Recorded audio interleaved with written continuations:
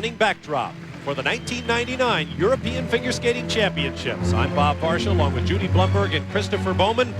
Our venue is the historic Prague Sports Hall, built to host the 1962 World Figure Skating Championships. The Worlds also visited in 1993. Tonight it's the European Championships, and we begin with the ice dance. Here are the standings after the original dance. Leading are Anjelika, Krylova, and Oleg Ovsyannikov of Russia. Second, Marina Anisina and Gwendal Pizarat of France. And now on the ice, our leaders after the original dance. Olympic silver medalists at Nagano, Anjelika Krylova and Oleg Ovsyannikov. And listen to this music.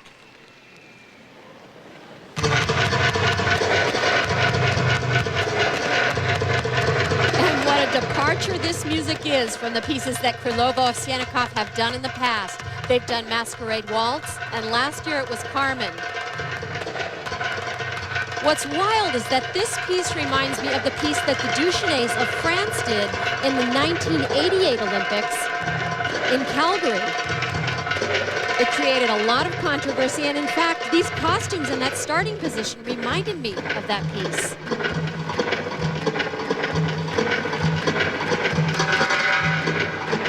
Quite a year for this couple since the 1998 World Championships, which they won. They've won virtually every competition they have entered since then.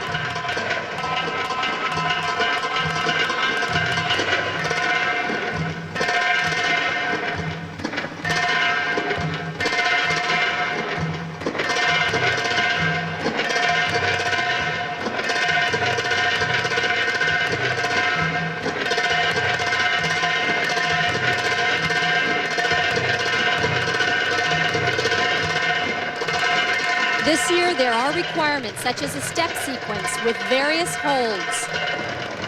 Every team must do a footwork sequence in circular or straight line formation.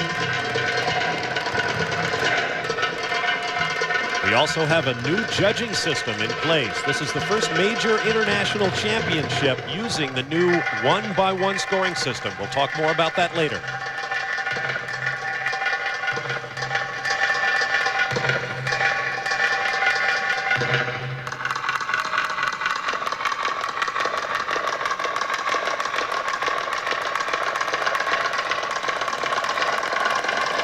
The Duchesnes piece was very serious in nature.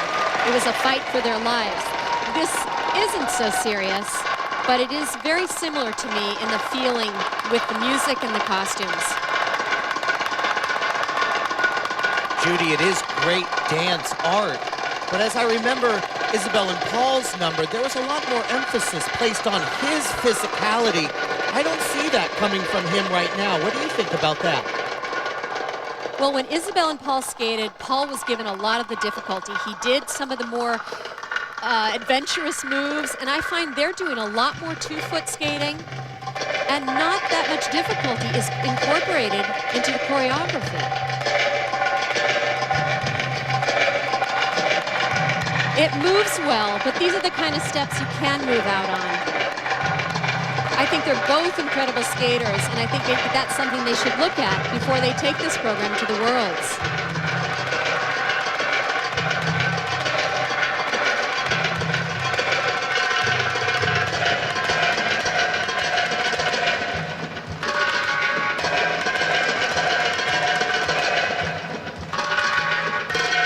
This is that circular footwork sequence that is required in the program.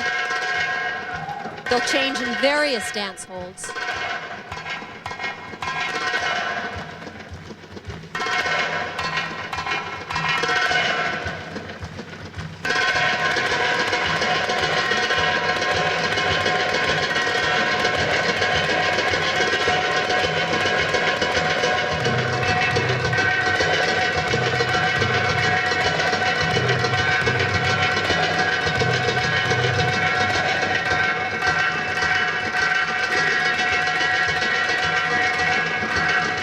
Bob and Chris, I'm all for going out and doing something different.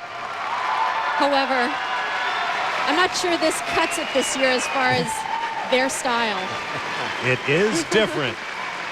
To a number without melody whatsoever. Krylova and Ovsyannikov, leaders after the original dance, have made their final statement for gold at these European Championships.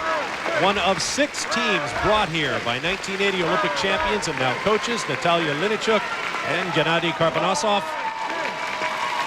Let's take another look at the performance of Krylova and Ovsyannikov. You can see they have great power, but what we see are crossovers from him, 2-footing, and not such an interesting position. Again, they have great speed, but I think they can work a little with the choreography to make it a little more intricate. 2-time runners-up in this competition to the now departed and disbanded team of Grishuk and Platov. Here are the scores for technical merit. From a 5.6, the low, to a high of 5.8, and a number of 5.8s there. Now the artistic impression scores.